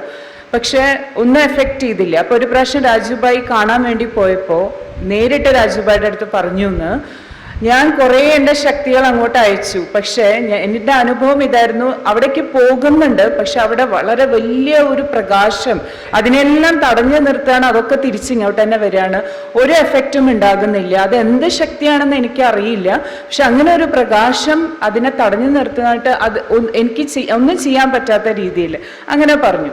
ബൈജി പറയാണ്, കാരണം അത് മധുബൻ എന്ന് പറഞ്ഞ ഭഗവാന്റെ അവതരണ ഭൂമിയാണ്. എല്ലാവരുടെയും പവിത്ര ബ്രാഹ്മണ ആത്മാക്കളുടെ പവിത്രമായ ശുദ്ധമായ സങ്കല്പങ്ങൾ നിറഞ്ഞിരിക്കുന്ന അന്തരീക്ഷമാണ്. അത്രയും ശുദ്ധമായ അന്തരീക്ഷത്തിൽ, വൈബ്രേഷൻ നിറഞ്ഞ അന്തരീക്ഷത്തിൽ ഒരിക്കലും നഷ്ടമുണ്ടാക്കുന്ന രീതിയിൽ, കഷ്ടമുണ്ടാക്കുന്ന രീതിയിൽ ഒരു അശുദ്ധാത്മാവിനും ഒന്നും ചെയ്യാൻ സാധിക്കില്ല, ഒരു അശുദ്ധ ശക്തിക്കും ഒന്നും ചെയ്യാൻ സാധിക്കില്ല. उसके लिए दो बातें बहुत ध्यान देने वाली है. एक तो कोई भी कामना नहीं चाहिए. अगर कोई कामना है, कोई हमारी इच्छा है इस प्रकार की कि हमें मदद करेंगे या कोई प्रॉपर्टी है वो हमको मिल जाएगी. दादाजी के पास हमारे बहुत प्रॉपर्टी थी, मंदिर था, बहुत स्थान था, थे कुमार, दुकान थी, ये थी. जब उन्होंने, मैं बाबा के घर में आया, मैंने कहा मुझे 1 रुपया इस दुकान से, इस स्थान से नहीं चाहिए. कामनाएं अगर हैं तो सामना नहीं किया जा सकता है, कोई न कोई प्रकार से अटैक कर सकते हैं. इसलिए बाबा कई बार कहते हैं, बच्चे हद की कामनाओं से परे रहो. कोई भी चीज़ चाहिए, बाबा इतना सब दे रहा है, आज कोई प्रॉपर्टी के पीछे झगड़ जाते हैं, केस किससे कर लेते हैं. क्या चाहिए हमें? 2 रोटी बाबा खिला रहा है, आराम से रख रहा है, मुझे कुछ नहीं चाहिए. मैं वारिस हूँ, उनका तो कोई वारिस नहीं. मैंने कहा, जिस दिन उन्होंने शरीर छोड़ा, मेरे पास मैसेज आया कि आप ये मंदिर लेंगे, ये स्थान है इतना बड़ा लेंगे. हमने कहा नहीं, मुझे नहीं चाहिए. जो पूजा करेगा, जो उनकी बात को मानेगा, उसकी है वो, हम दे देते हैं. न लिखा पढ़ी न कुछ, हमने वो सब कुछ छोड़ दिया, कुछ नहीं लिया. इतनी चीज़ भी उनकी हमने स्वीकार नहीं की. अगर वो स्वीकार करता तो मैं उनके अधीन हो सकता था. इसलिए ध्यान देना, माया के राज्य में जहाँ इच्छाएं हैं, जहाँ हद की कामनाएं हैं, वहाँ पर सामना नहीं किया जा सकता है. वो कहीं न कहीं अटैक होगा. तो स्वरक्षा के लिए हमें पहले अपनी हद की कामनाओं को समाप्त करना है. അപ്പോൾ സ്വരക്ഷയ്ക്ക് വേണ്ടിയിട്ട്, അതായത് അശുദ്ധ ശക്തി നമ്മളെ എഫക്റ്റ് ചെയ്യാതിരിക്കാൻ വേണ്ടി ബാബ 2 കാര്യങ്ങളാണ് പറഞ്ഞിട്ടുള്ളത്. അതിലത്തെ ആദ്യത്തെ കാര്യം ഇതാണ്, നമ്മുടെ ഉള്ളിൽ പരിധിയുള്ള യാതൊരു ഇച്ഛകളും ആഗ്രഹങ്ങളും പാടില്ല. ബായിജി തന്നെ പറയാണ്, ദാദാജിയുടെ അടുത്ത് ഒരുപാട് സമ്പത്തും പ്രോപ്പർട്ടിയും വീടും ഒക്കെ ഉണ്ടായിരുന്നു. അപ്പൊ പലപ്പോഴും പറഞ്ഞിട്ടുണ്ടായിരുന്നു ഇതൊക്കെ നിനക്ക് തരാന്ന്. പക്ഷെ ബായിജി പറയാണ്, രാജു ബായിജി പറയാണ്, ഞാൻ ഒരണ പോലും ലൗകികത്തിൽ നിന്ന് ദാദാജിയുടെ അടുത്തുനിന്ന് ഞാൻ സ്വീകരിച്ചിട്ടില്ല. അങ്ങനെ ഞാൻ ഒരു ആഗ്രഹം വെച്ചിരുന്നുവെങ്കിൽ, നമ്മുടെ ഉള്ളിൽ അങ്ങനെ ഒരു ആഗ്രഹം ഉണ്ടായിരുന്നുവെങ്കിൽ തീർച്ചയായിട്ടും അവരുടെ അശുദ്ധ ശക്തി എൻ്റെ മേലെ സ്വാധീനം ചെലുത്തിയേനെ. പക്ഷെ മരിച്ചപ്പോൾ പോലും ആ പ്രോപ്പർട്ടി ബായിജിക്ക് കൊടുക്കാന്ന് പറഞ്ഞപ്പോൾ ബായിജി അത് സ്വീകരിച്ചില്ല. പറഞ്ഞു, ലൗകികത്തിലുള്ളവരാരാണോ അതെല്ലാം അംഗീകരിക്കുന്ന, അതൊക്കെ വേണം എന്ന ആഗ്രഹമുള്ളവർ പൂജാ കാര്യങ്ങളൊക്കെ ചെയ്യുന്ന അവരെന്നെ എടുത്തോട്ടെ, എനിക്കതിൽ യാതൊന്നും വേണ്ട. അപ്പൊ ഈ മായാവി ലോകത്തിലും നമ്മൾ യാതൊന്നിനെയും പ്രതി ഒരു ഇച്ഛ വെക്കരുത് എന്നുള്ളതാണ് ആദ്യം നമുക്ക് നമ്മളുടെ മേലെ കൊണ്ടുവരേണ്ട സ്വരക്ഷയ്ക്കുള്ള സാധനം. ആദ്യത്തെ കാര്യം അതാണ്, ഇച്ഛകൾ പാടില്ല. मैं उनके स्थान पर जहाँ वो सब है, उन्होंने किया हुआ है, कई बार गया हूँ, जाता हूँ, बेधड़क होके जाता, कोई भय नहीं लगता. लेकिन बहुत अच्छे सम्मान में जाता हूँ कि मेरे साथ सबसे सर्वोच्च शक्ति कंबाइंड है, सर्वशक्तिवान है, सब भूतों को संरक्षण देने वाला भूतनाथ बाबा हमारे साथ है, इसलिए कुछ भी हमारा बिगाड़ नहीं सकते। बहुत ऊंचा सम्मान लेकर के जाते हैं, भय नहीं लगता। രണ്ടാമത്തേത് ഏറ്റവും ഉയർന്ന സ്വമാനത്തിൽ നമ്മൾ സ്ഥിതി ചെയ്യുകയാണെങ്കിൽ ഒരു ഭൂത ശക്തികൾക്കും നമ്മളെ യാതൊന്നും ചെയ്യാൻ സാധിക്കില്ല. സ്വയം ഭൂതനാഥനായ സർവശക്തിവാനായിട്ടുള്ള ബാബ നമ്മളുടെ കൂടെ ഉണ്ടെങ്കിൽ, ആ സ്വമാനത്തിൽ നമ്മൾ സ്ഥിതി ചെയ്യുകയാണെങ്കിൽ അങ്ങനെയുള്ള നെഗറ്റീവായിട്ടുള്ള ശക്തി, ആസുരീയ ശക്തികൾക്കൊന്നും യാതൊന്നും നമ്മളെ ചെയ്യാൻ സാധിക്കില്ല. അത് ബായിജിയുടെ സ്വന്തം അനുഭവത്തിൽ പറയുകയാണ്. और तीसरी सेफ्टी का साधन है, बाबा ने हम सबको कहा है, बच्चे तुम्हें कहीं पर भी कोई चीज़ स्वीकार नहीं करनी। भोजन, टोली, प्रसाद जो भी वो दे रहे हैं हम लेते हैं, डिसरिगार्ड नहीं करते, लेकिन हम खुद नहीं खाते हैं। कभी कभी इसके द्वारा भी अटैक होता है। അങ്ങനെയുള്ളവരുടെ അടുത്തുനിന്ന് ഒന്നും ബായിജി പറയണം, നമ്മളെ യാതൊന്നും ഇപ്പോൾ അവർ പ്രസാദം തന്നൂന്നിരിക്കും, ടോളി തന്നൂന്നിരിക്കും, ഇതൊന്നും സ്വീകരിക്കരുത്. കാരണം അതിലൂടെയും നമ്മളുടെ മേൽ അവർക്ക് സ്വാധീനം ചെലുത്താൻ സാധ്യത ഉണ്ട്. इसलिए ध्यान देना, ऐसे नहीं क्या करें, खाना पड़ता है, लेना पड़ता है। हमारी स्वरक्षा कैसे होगी? बाबा ने जो भी हमें शिक्षाएं दी हैं, अगर हमने उनको दृढ़ता से पालन किया है और कर रहे हैं, तो ये शिक्षाएं ही हमारी रक्षा कर रही हैं, और कोई चीज़ रक्षा नहीं कर सकती। शिक्षाएं जो बाबा की हैं, खान पान की हैं, संग की हैं, हर प्रकार की सुरक्षा के लिए बहुत सारी शिक्षाएं हैं। बच्चे अमृत वेले उठो, लाइट के शरीर में चले जाओ, अपने चारों ओर एक लाइट का ओरा बना लो, आभा मंडल के अंदर रहो। बहुत कुछ बाबा ने सिखाया है हम सब बच्चों को। ये सब हमारी स्वरक्षा करती हैं, शिक्षाएं ही रक्षा करती हैं। इसलिए कोई भी शिक्षाओं को ऐसे नहीं, तो बाबा कहता रहता है अलबेले नहीं बनना। शिक्षाएं जिसको स्मृति में है उसकी रक्षा अपने आप होती है। അതായത് ബാബയുടെ ശിക്ഷണങ്ങൾ തന്നെയാണ് നമുക്ക് നമ്മുടെ സ്വരക്ഷ നമുക്ക് ചെയ്തു തരുന്നത്. ശിക്ഷണങ്ങളാണ് നമ്മളെ സ്വയം രക്ഷിക്കുന്നത്. ബാബ എന്തെല്ലാം ശിക്ഷണങ്ങൾ നമുക്ക് നൽകിയിട്ടുണ്ടോ അതിനെയൊന്നും ഡോണ്ട് കെയർ ആയിട്ട്, സില്ലി ആയിട്ട് എടുക്കാൻ പാടില്ല. അത് ഓരോ ശിക്ഷണവും ബാബ തരുന്നത് നമ്മുടെ സ്വന്തം രക്ഷയ്ക്ക് വേണ്ടിയിട്ടാണ്. ഇപ്പം അമൃതവേള യോഗമാണെങ്കിലും ശരി, ആഹാരപാനീയങ്ങൾക്ക് വേണ്ടിയിട്ട് ശുദ്ധത പാലിക്കണമെന്ന് പറഞ്ഞ ശിക്ഷണമാണെങ്കിലും ശരി, ബാബ പറയാറുണ്ട് എപ്പോഴും ഇങ്ങനെ മനസ്സിലാക്കണം, ഒരു പ്രകാശ വലയത്തിൻ്റെ ഉള്ളിലാണ് ഞാൻ ഇരിക്കുന്നത്, പ്രകാശ ശരീരത്തിലാണ് ഞാൻ ഇരിക്കുന്നത്. ഇങ്ങനെ സ്വരക്ഷയ്ക്ക് വേണ്ടി ബാബ എന്തെല്ലാം ചെറുതും വലുതുമായിട്ടുള്ള ശിക്ഷണങ്ങൾ നമുക്ക് തന്നിട്ടുണ്ടോ അത് പാലിക്കുന്നതിലാണ് നമ്മുടെ സ്വരക്ഷ ഉള്ളത്. इस कलयुग के अंत में चारों ओर से माया और प्रकृति, 5 विकार माया के, 5 तत्व प्रकृति के, इस सभी तमो प्रधानता की स्टेज पर हैं, और हम सबको इनसे भी अपने आप को सुरक्षित रखना है। जब कहीं अति की ओर वातावरण जा रहा है, काम विकार अति की ओर जा रहा है, क्रोध अति में जा रहा है, भ्रष्टाचार लोभ वृत्तियाँ अति में जा रही हैं, ऐसे अति के वातावरण में मुझात्मा पर उनका प्रभाव न पड़े, उसके लिए बहुत अटेंशन की ज़रूरत है. അതുപോലെ ഈ അന്തിമ സമയത്ത് നമ്മൾ ശ്രദ്ധിക്കേണ്ടത് ഇതാണ്. ഒരു ഭാഗത്ത് മായയുടെ 5 ദുർവികാരങ്ങളുടെ പ്രഭാവം അത് അതിൻ്റെ അതിയിലേക്ക്, വളരെ തമോ പ്രധാന അവസ്ഥയിലേക്ക്, അതിൻ്റെ അതിയിലേക്ക് പോയിക്കൊണ്ടിരിക്കുകയാണ്. ഒരു ഭാഗത്ത് പ്രകൃതിയുടെ 5 തത്വങ്ങളും വളരെ ശക്തിശാലിയായ എൻ്റെ അതിയിലേക്ക് താണ്ഡവം ആടിക്കൊണ്ടിരിക്കുകയാണ്. അപ്പോൾ ഇത് രണ്ടിൽ നിന്നും നമുക്ക് നമ്മളെ സ്വയത്തെ രക്ഷിക്കേണ്ടത് വളരെ ആവശ്യമാണ്. माया के दुश्मनों से बचने के लिए माया के राज्य में रहते हुए अपने आप को जितना हो सके ईश्वरीय सेवाओं में बिजी कर दो. एक साधन है, युक्ति है.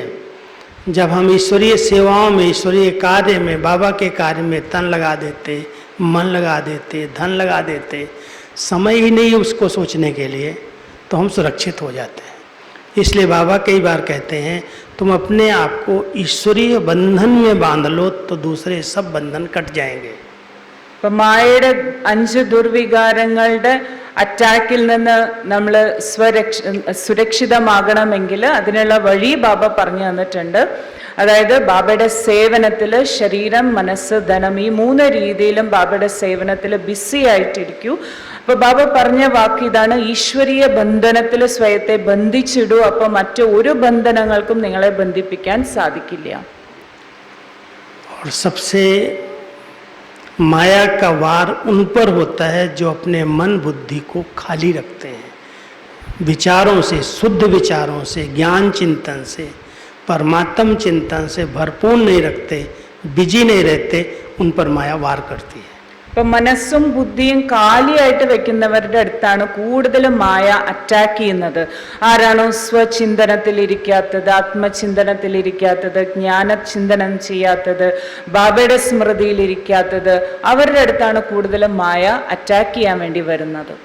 जैसे उस खाली स्थान में भूत रहते हैं, ऐसे अगर इसको खाली छोड़ दिया तो भूत घुस जाएंगे. ध्यान देना. ഇപ്പൊ സാധാരണ പറയാറുണ്ടല്ലോ, ആരും ഇല്ലാത്തോടത്താണ് ഭൂതപ്രേതങ്ങൾ ഉള്ളത്. അപ്പൊ മനസ്സും ബുദ്ധിനെയും കാലിയാക്കി വെച്ചിട്ടുണ്ടെങ്കിൽ അവിടെ മായയുടെ ഭൂതം വരും. इसलिए अच्छा अच्छा चिंतन करने की आदत डालो, बाबा के वरदान पढ़ो, स्लोगन पढ़ो. मैं आपको बताऊं, जब भी टाइम मिलता है, भले सेवाएं तो अनेक होती, मुरली कितनी बार भी पढ़ी है, सुनी है, लेकिन मैं अपने आप को 10 मिनट भी खाली नहीं छोड़ता. वो हमारी सुरक्षा है.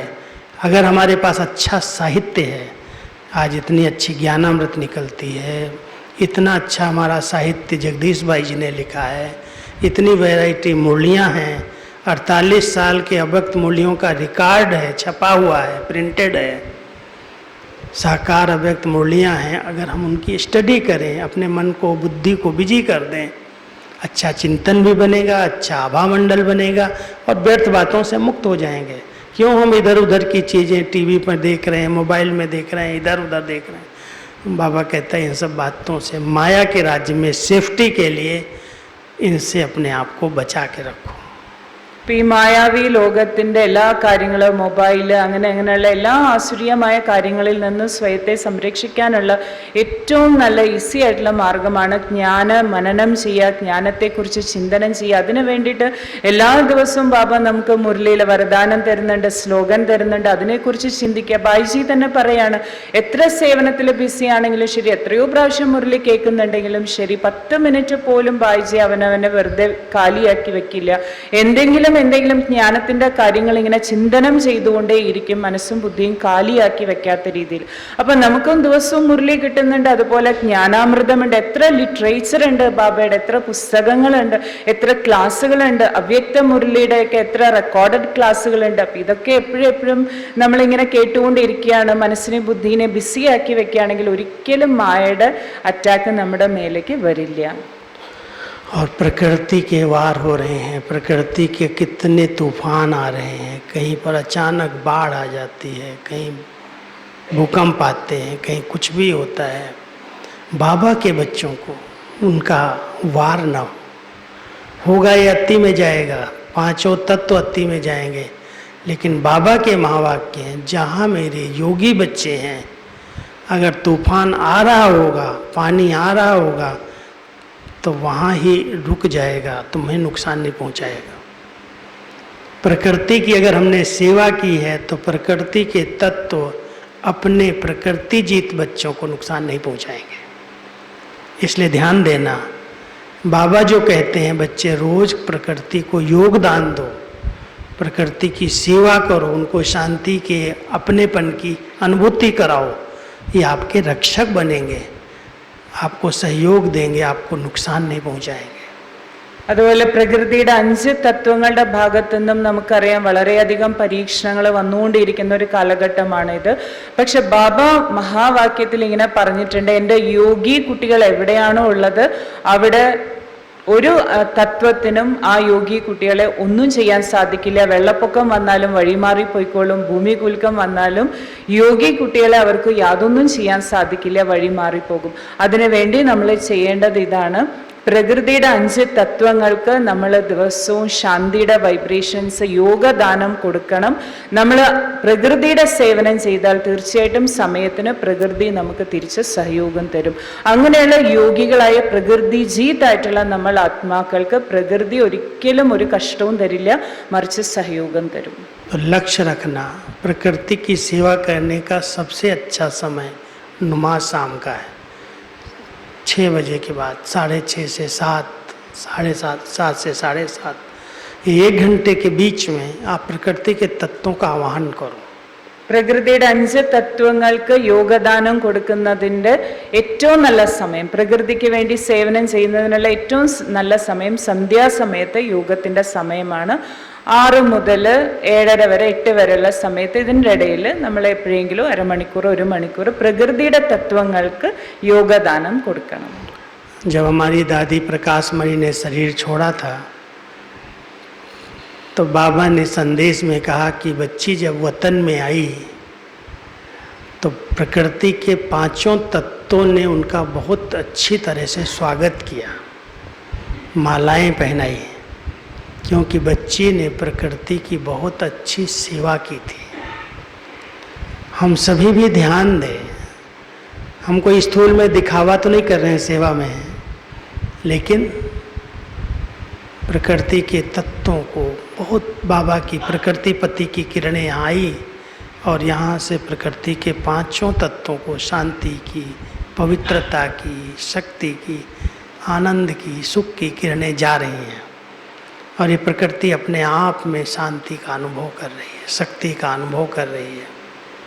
तो हम अच्छे अच्छे विचार जब प्रकृति के प्रति करते हैं और अपनी प्रकृति माना इंद्रियों पर, इस शरीर पर जीत प्राप्त करके करते हैं, ये भी तो प्रकृति है ना. मैं 3 प्रकार की प्रकृति हमेशा कहता हूँ. एक प्रकृति ये बाही 5 तत्वों के तत्व हैं, अगर एक बैलेंस बिगड़ता है तो सब नुकसान हो जाता है.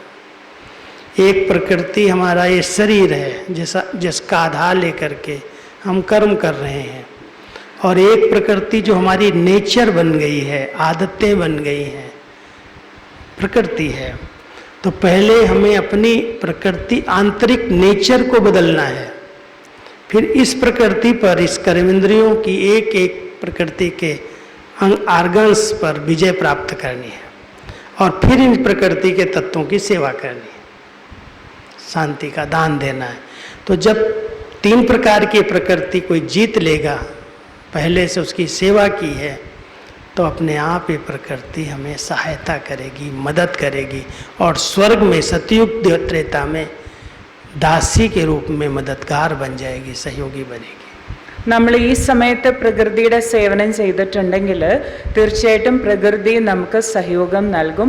അതിനുള്ള പ്രാക്ടിക്കൽ എക്സാമ്പിളാണ് പ്രകാശ്മണി ദാദിജി ശരീരം വിട്ടു പോയപ്പോൾ ബാബ മെസ്സേജിൽ ഇങ്ങനെ പറഞ്ഞിരുന്നു, ദാദി വദനത്തിലെത്തിയ സമയത്ത്, ബാബയുടെ അടുത്ത് എത്തിയ സമയത്ത് പ്രകൃതിയുടെ 5 തത്വങ്ങളും ദാദിയെ സ്വീകരിക്കാൻ വേണ്ടി, ബഹുമാനാർത്ഥം ദാദിയെ സ്വീകരിക്കാൻ വേണ്ടി നിൽക്കുകയായിരുന്നു.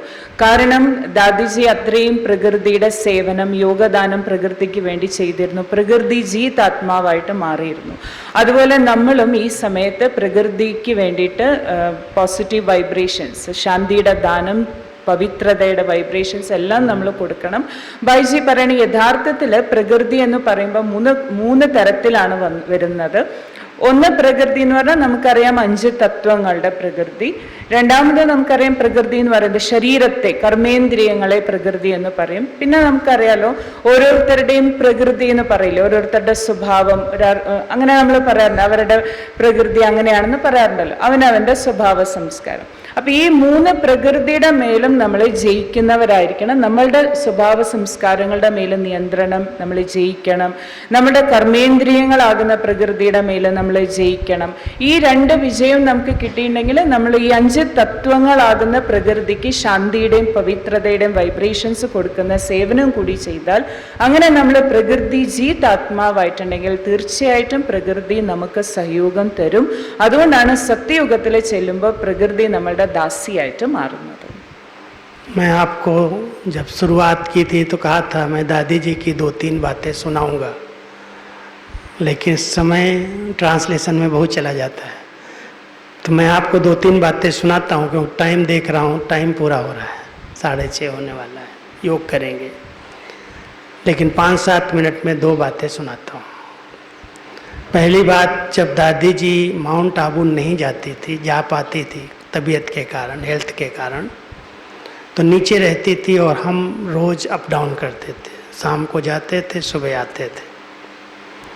तो एक दिन ऊपर से मैं आया और जब आते थे सबसे पहले मिलना होता था। दादी कहती अंदर जाने के पहले मेरे पास आना। तो मैं दादी के पास गया तो दादी ऐसे बैठी थी, आंख बंद करके। बहुत देर तक मैं बाजू में बैठा रहा। दादी ने देखा नहीं। हमने कहा थोड़ा सा हिलाऊं, मैं पूछूं। तो ऐसे दादी से मैंने बोला दादी, तो बोलो बोलो, माउंट आबू से आए हो? मैंने कहा हाँ दादी। अब 3-4 प्रश्न उन्होंने मेरे से किए। पहले पूछा ज्ञान सरोवर कैसे? मैंने कहा दादी बहुत अच्छा है, सब ठीक है, पांडव भवन सब ठीक है, म्यूजियम ठीक है। ऐसे 3-4 बातें पूछी। तो सब बातों का उत्तर तो यही दूंगा, सब अच्छा है, सब ठीक है, और क्या बताएंगे बड़ों को, और बीमारी में भी क्या बताएंगे। तो हमने सब ठीक है दादी, बिल्कुल ठीक चला, एक्यूरेट सब चल रहा है।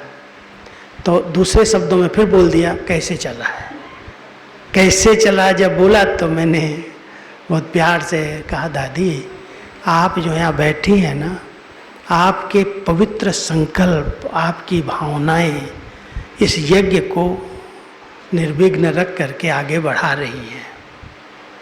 अब मैं तो उनको आगे वर्णन किया ये बात, और उन्होंने तो ऐसे मुझे देखा, क्या बोला, जैसे मैंने कोई गलती की हो। क्या बोला? तो फिर मैंने रिपीट कर दिया। कहती है क्या बोलता है तुम, बाबा की शक्ति से चला या मेरी शक्ति से चला? ये सारा बाबा सब चला रहा है यज्ञ को, मैं थोड़ी चला रही हूँ। इतना निमित्त भाव, इतनी निर्माणचित स्थिति, बड़ी सरलता से बोल दिया मैं कुछ नहीं कर रही हूँ, बाबा सब कर रहा है, बाबा का यज्ञ है, बाबा के बच्चे हैं, बाबा की शक्ति से सब सुरक्षित हैं। अपनी महिमा स्वीकार नहीं की, मैं को मारा। हम यज्ञ रक्षक बच्चे थोड़ा सा कुछ कहते हैं तो एक पत्र लिखते हैं, फलाना फलाना ऐसा करा, मैं यज्ञ रक्षक बन करके कह रहा हूँ। ये क्या है? अहंकार नहीं तो क्या है? इसलिए यज्ञ रक्षा कभी भी अहंकार के रूप में नहीं की जा सकती, मैं के रूप में नहीं की जा सकती। रक्षक बाबा है, हम उसके साथ हैं, उसके सहयोगी हैं, उसके कार्य में मदद कर रहे हैं, लेकिन कभी भी अपनी महिमा मैं कर रहा हूँ ये मैं ना आ जाए। वो दादियों ने हमें करके सिखाया। ദാദിജിയുടെ മറ്റൊരു പ്രാക്ടിക്കൽ എക്സാമ്പിൾ ബൈജി പറയാണ്. അതായത് ദാദിജിയുടെ അവസാന സമയത്ത് ആരോഗ്യം അത്ര നല്ലതായിരുന്നില്ല. അതുകൊണ്ട് ദാദിജി മേലേക്ക് പാണ്ഡവ് ഭവനിലേക്ക് മേലേക്ക് പോവുമായിരുന്നില്ല. അപ്പോൾ രാജീവ് ഭായിജി എന്നും രാവിലെ മേലെന്ന് താഴേക്ക് വരും, ശാന്തിവനിലേക്ക് വരും, വൈകുന്നേരം തിരിച്ച് മേലേക്ക് പോകും. അപ്പോൾ എന്ന് രാവിലെ താഴെ വരുന്നോ ദാദിജി പറയാറുണ്ട്, ആദ്യം വരുമ്പോൾ എന്നെ കണ്ടിട്ടേ വേറെ സ്ഥലത്തേക്ക് പോകാൻ പാടുള്ളൂ. അപ്പോൾ അങ്ങനെ ഒരു ദിവസം ഭായിജി താഴെ വന്നു, ശാന്തിവനിൽ വന്നു, ദാദിജിയുടെ അടുത്ത് പോയി. ദാദിയുടെ അടുത്ത് ഇങ്ങനെ ഇരിക്കുകയാണ്. കുറേ സമയമായിട്ടും ദാദിയുടെ അടുത്ത് ഭായിജി ഇരിക്കുന്നുണ്ട്, പക്ഷെ ദാദി ഒന്നും പറയുന്നില്ല, കണ്ണടച്ച് ഇങ്ങനെ ഇരിക്കുകയാണ്. അപ്പോൾ ഭായിജി ഒന്ന് ഇങ്ങനെ തട്ടി നോക്കി. അപ്പോൾ ദാദിജി കണ്ണ് തുറന്നിട്ട് ഇങ്ങനെ ചോദിച്ചു, മേലെന്ന് വന്നതാണല്ലേ എന്ന് ചോദിച്ചു. അപ്പം ആന്ന് പറഞ്ഞു. അപ്പം മേലെ ഇങ്ങനെ എല്ലാം നന്നായിട്ട് നടക്കുന്നുണ്ടോ, ഗ്യാൻ സരോവറൊക്കെ നന്നായിട്ട് നടക്കുന്നുണ്ടോ, മ്യൂസിയം, പാണ്ഡവ് ഭവൻ എല്ലാം നന്നായിട്ട് നടക്കുന്നുണ്ടോ എന്ന് ചോദിച്ചപ്പോൾ ഭായിജി പറഞ്ഞു എല്ലാം നന്നായിട്ട് നടക്കുന്നുണ്ട്. വീണ്ടും ദാദി ചോദിച്ചപ്പോൾ വീണ്ടും പറഞ്ഞു എല്ലാം നന്നായിട്ട് നടക്കുന്നുണ്ട് എന്ന് പറഞ്ഞു. അപ്പോൾ ദാദി ചോദിച്ചത് എങ്ങനെയാണ് എല്ലാം ഇത്ര നന്നായിട്ട് നടക്കുമെന്ന് ചോദിച്ചപ്പോൾ ഭായിജി പറഞ്ഞു എന്ന്, ദാദി ഇവിടെ ഇരിക്കുകയാണെങ്കിലും, താഴെയാണ് ദാദി ഇരിക്കുന്നതെങ്കിലും ദാദിയുടെ പവിത്രമായിട്ടുള്ള വൈബ്രേഷൻസ്, ദാദിയുടെ ഉള്ളിൽ നിന്ന് വരുന്ന ശ്രേഷ്ഠ ഭാവനയുടെ വൈബ്രേഷൻസ്, അതാണ് ഈ മുഴുവൻ യജ്ഞത്തെയും നിർവിഘ്നമായിട്ട് നടത്തിക്കൊണ്ട് പോകുന്നത് എന്ന് ഇത്ര ലഹരിയോടുകൂടി ബായിജി പറഞ്ഞപ്പോൾ ദാദി എന്താ നീ പറഞ്ഞതെന്ന് പറഞ്ഞിട്ട് ചോദിച്ചു. അപ്പോൾ ബായിജി ഞാൻ എന്തെങ്കിലും തെറ്റാണോ പറഞ്ഞെന്ന് വിചാരിച്ചു. അപ്പോൾ ദാദി തിരുത്തി കൊടുത്തു, ഞാനല്ല ഒന്നും ചെയ്യുന്നത്, എല്ലാം ബാബ, ഞാൻ കേവലം നിമിത്തമാണ്, ബാബയാണ് എല്ലാം ചെയ്തുകൊണ്ടിരിക്കുന്നത്. അപ്പോൾ ബായിജി പറഞ്ഞു തരാണ് നമുക്ക്, അതായത് യജ്ഞരക്ഷകൻ എന്ന് പറഞ്ഞാൽ വാസ്തവത്തിൽ അങ്ങനെയാണ്. അതായത് ദാദിജി അതിൻ്റെ പ്രാക്ടിക്കൽ എക്സാമ്പിൾ ആയിരുന്നു. നിമിത്ത ഭാവം, സരളഭാവം, വിനയഭാവം എല്ലാം ബാബയാണ് ചെയ്തുകൊണ്ടിരിക്കുന്നത്. പക്ഷെ നമുക്ക് പലപ്പോഴും അങ്ങനെ ഒരു അഹംഭാവം വരാറുണ്ട്. ഞാൻ യജ്ഞത്തിൻ്റെ രക്ഷകനാണ് എന്നുള്ള അഹങ്കാരം ചിലപ്പോൾ വരാറുണ്ട്. അതാണ് ഇങ്ങനെ വലിയ ലെറ്ററൊക്കെ ചിലപ്പോൾ മധുമലിലേക്ക് അയക്കും, ഇന്നവർ ഇന്ന തെറ്റുകളൊക്കെ ചെയ്തു, ആ സമയത്ത് ഞാൻ യജ്ഞരക്ഷകനായി എന്നൊക്കെ പറഞ്ഞു. അപ്പൊ അവിടെ അത് അഹംഭാവമല്ലേ, അഹങ്കാരമല്ലേ? ഒരിക്കലും യഥാർത്ഥ യജ്ഞരക്ഷകനാണെങ്കിൽ അവിടെ ഞാനെന്ന ഭാവം കാണിക്കില്ല. അപ്പൊ ദാദിമാരൊക്കെ അങ്ങനെയാണ്, ആ ഞാൻ എന്നതിനെ ഇല്ലാതാക്കിയവരാണ്. എല്ലാം ബാബ, അതാണ് യഥാർത്ഥ യജ്ഞരക്ഷകന്റെ അടയാളം. എല്ലാം ബാബ ചെയ്യിപ്പിക്കുന്നു എന്നുള്ള നിമിത്ത ഭാവം. दादी का जो अंतिम समय का पुरुषार्थ था वो भी बहुत वंडरफुल था। एक दिन ऐसे ही बैठी थी, मैं आया, मैं बहुत देर तक मैं दादी को देखता रहा, क्या कर रही हैं, नींद भी नहीं कर रही हैं, आँख भी नहीं खोल रही हैं, कर क्या रही हैं। तो मैं पहले तो देखता रहा ऐसे दादी को, बाजू में बैठ गया सोफे पर, देखें क्या कर रही हैं। बहुत देर तक ऐसे डीप साइलेंस में जैसे खोई हुई है। काफ़ी समय के बाद मैंने कहा, दादी दादी, ऐसे 2-3 बार किया तो आँख खोली, कुछ काम है, कुछ बोलना है। हमने, दादी आप कर क्या रही हो, प्रश्न किया, आप क्या कर रही हो। तो कहती बताऊं ऐसे 2-3 बार ने, हाँ बताओ क्या कर रही हो। बोली, आज मैं अपने इस हीरे को, ये हीरा है ना भ्रकुटी में, इस हीरे को इस हथेली पर रख करके अपने ही तीसरे नेत्र से देख रही थी चारों तरफ से। इस हीरे में कोई दाग तो नहीं है। और ऐसे चारों तरफ से बहुत देर तक मैं एकांत में ऐसे देखती रही। मुझे कुछ दिखाई नहीं दे रहा था, पता नहीं चल रहा था। तो बाबा सामने मेरे आए और बाबा कहते, बच्ची क्या देख रही है, ये हीरे में कोई दाग नहीं है, अभी बहुत स्वच्छ हीरा, पवित्र बन गया। वो कर्मातीत स्टेज थी। वो दादी ने खुद वर्णन करके बताई कि बाबा ने मुझे ये कहा कि इस हीरे में भी कोई दाग नहीं है। मैं देखते रह गया। हमने कहा बस ये आत्मा संपन्न बन गई। इतना गहरा पुरुषार्थ कौन करता है? बैठ जाओ ऐसे, कुछ नहीं, अपने हीरे को ले आओ। मेरे में कौन सा सूक्ष्म अंश विकारों का रहा हुआ है, कौन सा ऐसा दाग है जो मेरे हीरे की वैल्यू को कम कर देगा। उस दाग को तो कट करके, घिस करके उसको वैल्यूबल बनाते हैं, छोटा करके बना देते हैं। अब इस आत्मा रूपी हीरे को तो कसा घिसा नहीं जा सकता, दाग निकाला जाए। और उसके लिए हम क्या मेहनत कर रहे हैं, कैसी किरणें डाल रहे हैं जो दाग निकल जाए।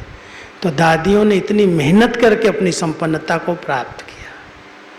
हम सभी भी ऐसा पुरुषार्थ करें। कोई संकल्प विकल्प इधर उधर की बातें सोचने की बजाय हीरे को देखो, लाइट को देखो और अपनी नज़र से ही देखो इसमें क्या है। अभी ईर्ष्या है, किसी से नफरत है, आसक्ति है, क्या चाहिए। ദാദിജിയുടെ മറ്റൊരു കാര്യം പറയാണ്, അതായത് ദാദിമാരെല്ലാം എത്രമാത്രം സൂക്ഷ്മവും ആഴത്തിലുള്ള പുരുഷാർത്ഥവുമാണ് ചെയ്തിരുന്നത്. ദാദിജിയുടെ തന്നെ കാര്യപ്രകാശ് മണി ദാദിജിയുടെ കാര്യം പറയാണ്. അതായത് അന്തിമ കാലഘട്ടത്തിൽ ഇതുപോലെ തന്നെ ബായിജി ഒരു പ്രാവശ്യം ദാദിയുടെ അടുത്ത് പോയി ഇങ്ങനെ ഇരിക്കുകയായിരുന്നു. അപ്പൊ ദാദി ഒന്നും സംസാരിക്കുന്നില്ല, മിണ്ടാതെ ഇങ്ങനെ കണ്ണടച്ചിട്ടിരിക്കുകയാണ്. എന്നാൽ ഉറങ്ങുന്നുമില്ല, കണ്ണടച്ചിട്ട് ഇങ്ങനെ ഇരിക്കുക. അപ്പോൾ കുറേ നേരം ബായിജി ഇങ്ങനെ നോക്കിക്കൊണ്ടിരുന്നു. അപ്പോൾ ഉള്ളിലെ ബായിജി ഇങ്ങനെ ചിന്തിക്കുകയാണ്, എന്താണ് ദാദി ചെയ്യേണ്ടാവുക? ഉറങ്ങുന്നില്ല, കണ്ണടച്ചിട്ട് ഇങ്ങനെ ഭയങ്കര സൈലൻസിൽ ഇരിക്കുന്നുണ്ട്, എന്തായിരിക്കും ദാദിജി ചെയ്യുന്നുണ്ടാവുക? അപ്പോൾ പതുക്കെ പോയിട്ട് ദാദിജിയുടെ അടുത്ത് പോയിട്ട് ഇങ്ങനെ തട്ടിയിട്ട് ചോദിച്ചു. അപ്പോൾ ദാദി കണ്ണ് തുറന്നപ്പോൾ ചോദിച്ചു, ദാദി എന്താണ് ദാദി ചെയ്യുന്നത്? ബായിജി ചോദിച്ചോ, എന്തെങ്കിലും എന്നോട് പറയാനുണ്ടോ, എന്തെങ്കിലും കാര്യമുണ്ടോ, ദാദി എന്താ ചെയ്തുകൊണ്ടിരിക്കുന്നത് എന്നിങ്ങനെ വളരെ സ്നേഹത്തോടു കൂടി ചോദിച്ചു. അപ്പോൾ ദാദി പറഞ്ഞു, ഞാൻ പറയട്ടെ എന്താ ഞാൻ ചെയ്യണത് എന്ന് പറഞ്ഞിട്ട് ദാദി പറഞ്ഞു, ഞാൻ ഈ വജ്രത്തിന്, ആത്മാവാകുന്ന വജ്രത്തിന്, സ്വയം ദാദി പറയാണ്, ഈ ആത്മാവാകുന്ന വജ്രത്തിന് ഞാൻ എൻ്റെ കൈവെള്ളയിൽ വെച്ചിട്ട് ഇങ്ങനെ പരിശോധിച്ചുകൊണ്ടിരിക്കുകയായിരുന്നു. 4 ഭാഗത്ത് ഞാൻ പരിശോധിക്കുകയായിരുന്നു. ഈ വജ്രത്തിൽ എവിടെയെങ്കിലും അല്പമെങ്കിലും എന്തെങ്കിലും അഴുക്കോ കറയോ ഉണ്ടോ എന്ന് ഞാനിങ്ങനെ പരിശോധിച്ചുകൊണ്ടേയിരിക്കുകയായിരുന്നു. അപ്പം നോക്കൂ, എത്ര സൂക്ഷ്മ പുരുഷാർത്ഥമാണ് ചെയ്യണ്ടായിരുന്നത്. അപ്പോൾ ദാദി പറയാണ്, അപ്പൊ ബാബ ഇങ്ങനെ കണ്ടുവന്നു, ദാദി ഇങ്ങനെ നോക്കുന്നത്. അപ്പൊ ബാബ ചോദിച്ചു, എന്താണ് കുട്ടി ഈ നോക്കിക്കൊണ്ടേയിരിക്കണത്? അപ്പൊ ദാദി പറഞ്ഞു എന്ന്, എന്തെങ്കിലും എവിടെയെങ്കിലും എന്തെങ്കിലും ഒരു അംശം അഴുക്കോ കറയോ ഉണ്ടോ, എന്തെങ്കിലും ബലഹീനത, ഇനി എന്തെങ്കിലും ദുർവികാരങ്ങളുടെ അംശമെങ്കിലും എവിടെയെങ്കിലും ഉണ്ടോ എൻ്റെ ഉള്ളിൽ മാറാനായിട്ട്, ഇത് ഞാൻ പരിശോധിച്ചുകൊണ്ടിരിക്കുകയായിരുന്നു. അപ്പൊ ബാബ തന്നെ സ്വയം പറഞ്ഞു എന്ന്, നിന്റെ ഉള്ളിൽ ഒരു അഴുക്കുമില്ല, പൂർണ്ണമായിട്ടും അഴുക്കില്ലാത്ത നല്ല ശുദ്ധ വജ്രമാണെന്ന് ബാബ തന്നെ സർട്ടിഫിക്കറ്റ് ദാദിക്ക് കൊടുത്തു. പ്യുവർ ഡയമണ്ട് ആണെന്ന്. അപ്പം ദാദി തന്നെ അത് വളരെ സന്തോഷത്തോടെ ലഹരിയോടെ പറയുകയാണ് ബായിജിയുടെ അടുത്ത്. ബാബ ഇങ്ങനെ പറയുന്നത്. അപ്പം ബായിജി പറയുന്നതാണ്, എത്ര സൂക്ഷ്മ പുരുഷാർത്ഥമാണ് അവർ ചെയ്യേണ്ടായിരുന്നത്. അതുപോലെ നമ്മളും ഈ അനാവശ്യമായിട്ടുള്ള കാര്യങ്ങളെ കുറിച്ചിട്ട് ചിന്തിക്കാതെ, പറയാതെ, മറ്റുള്ളതിലേക്ക് ഒന്നും ചിന്ത പോകാതെ ഇതുപോലെ സ്വയത്തെ പരിവർത്തനപ്പെടുത്താൻ, എവിടെ എന്തെല്ലാം അംശം വികാരങ്ങളുടെ ഉണ്ടോ, അഴുക്കുണ്ടോ, ഈ ആത്മാവാകുന്ന വജ്രത്തെ പെർഫെക്റ്റ് ആക്കാൻ, പ്യുവർ ഡയമണ്ട് ആക്കാൻ എന്തെല്ലാം അഴുക്കുകളാണുള്ളത് അത് കളയാനുള്ള പുരുഷാർത്ഥത്തിലാണ് നമ്മൾ മുഴുവൻ ശ്രദ്ധയും കൊടുക്കേണ്ടത്. तो अभी हम सभी 5 मिनट के लिए अपने हीरे को देखें. सभी ऐसा एकाग्र होकर के, भले आंख बंद करके सामने ले आओ अपने चैतन्य हीरे को और अपने आप पर ही नज़र डालो कि मुझ हीरे में. ഇപ്പം നമുക്ക് ഇപ്പോൾ അതുപോലെ ഒരു 5 മിനിറ്റ് സ്വയം ആത്മാവാകുന്ന വജ്രത്തെ നല്ല രീതിയിൽ പരിശോധിക്കുക. എന്തെല്ലാം അഴുക്കുകളാണ് ഇപ്പോഴും ഈ ആത്മാവാകുന്ന വജ്രത്തിലുള്ളത്, എന്തെല്ലാം കറകളാണുള്ളത്, സ്വയത്തെ വളരെ സൂക്ഷ്മമായിട്ട് നിരീക്ഷിച്ച് അത് മനസ്സിലാക്കുക, തിരിച്ചറിയുക. ഈ अपनी वैल्यू अपने आप देखना, मैं कितना वैल्यूबल बेदाग हीरा चमक रहा हूँ. ഞാൻ എത്രമാത്രം വാല്യുബിൾ ആയിട്ടുള്ള, അമൂല്യമായിട്ടുള്ള, കറയില്ലാത്ത, അഴുക്കില്ലാത്ത വജ്രമായിട്ടുണ്ട്, സ്വയം പരിശോധിക്കണം. सच्चे हीरे पर अगर बाबा की लाइट आ गई तो इससे 7 गुणों की रंग बिरंगी किरणें वायुमंडल में फैल जाएंगी. बहुत शक्तिशाली वातावरण बन जाएगा. आपको कुछ करने की जरूरत नहीं. आप हीरे को देखो, बिल्कुल प्योर, शुद्ध, वैल्यूबल मैं हीरा चमक रहा हूँ. पहले अपनी कोई ऐसी कमी दिखाई दे तो बाबा को बोलो, बाबा ये ले लो आप, और फिर बाबा की किरणें लो और इस वायुमंडल में फैलाओ. ഇങ്ങനെ അനുഭവം ചെയ്യണം. അതായത് ആത്മാവാകുന്ന വജ്രം ഇവിടെ ഇരിക്കുകയാണ്. ബാബയിൽ നിന്ന് ശക്തിശാലി കിരണങ്ങൾ ഈ വജ്രത്തിൽ വന്ന് പതിക്കുമ്പോൾ ചിലപ്പോൾ ഉള്ളിലെ കറകളൊക്കെ ഉണ്ടാകും. ബാബയോട് തന്നെ പറയുക, ബാബ ഈ അഴുക്കും കറയൊക്കെ ഞാൻ ബാബയ്ക്ക് നൽകുകയാണ്. അങ്ങനെ ബാബയുടെ ശക്തിശാലി കിരണങ്ങൾ ഈ വജ്രത്തിൽ വന്ന് പതിക്കുമ്പോൾ 7 നിറങ്ങളെ പോലെ 7 ഗുണങ്ങൾ, ആത്മാവിൻ്റെ ഗുണങ്ങൾ 4 ഭാഗത്തേക്കും ഇങ്ങനെ വ്യാപിക്കുകയാണ്. ശക്തിശാലി വൈബ്രേഷൻസ് പുറത്തേക്ക് ഇങ്ങനെ വ്യാപിക്കുകയാണ്. ഈ അന്തരീക്ഷം മുഴുവനും ശുദ്ധമാകാണ്. ഈ അനുഭവം ചെയ്യാൻ പറയാണ്.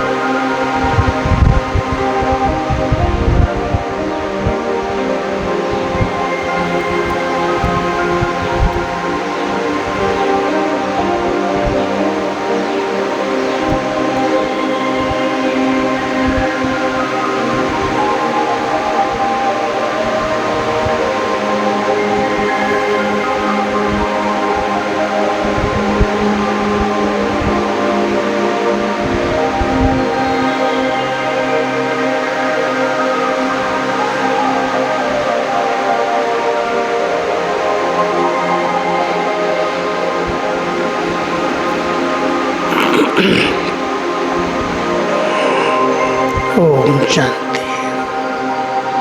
मान है